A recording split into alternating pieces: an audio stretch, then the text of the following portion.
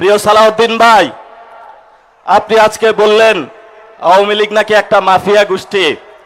আপনার ঘরে যে এসালামের মতন একটা মাফিয়া গোষ্ঠী লুকিয়ে রেখে আওয়ামী লীগকে মাফিয়া গোষ্ঠী বলেন, আপনার ঘরে এসালামকে লুকিয়ে রেখে আপনি বেনজিরকে ধরতে যান, এই ধরনের ভণ্ডামি জাতির সামনে প্রকাশিত হয়ে পড়েছে।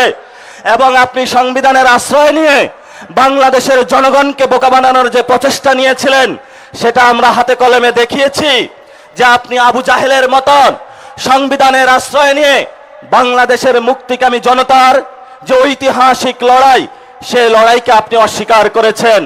মাননীয় অর্থমন্ত্রী, আপনি বাংলাদেশের সামনে, জনগণের সামনে যে বাজেট দিয়েছিলেন, সেই বাজেটের মধ্যে আমার খেটে খাওয়া শ্রমিকের কোনো অধিকার আমি বুঝে পাইনি। আমার তরুণ শ্রমিক যারা রয়েছে তাদের কোনো কর্মসংস্থানের আমরা কোনো সুযোগ পাইনি। আপনারা যে বাজেট দিয়েছেন, সেই বাজেটের মধ্যে আমাদের নারীদের জন্য কোনো আমরা অধিকার পাইনি। আমরা বাজেট সম্পর্কে স্পষ্ট করেছি, এটা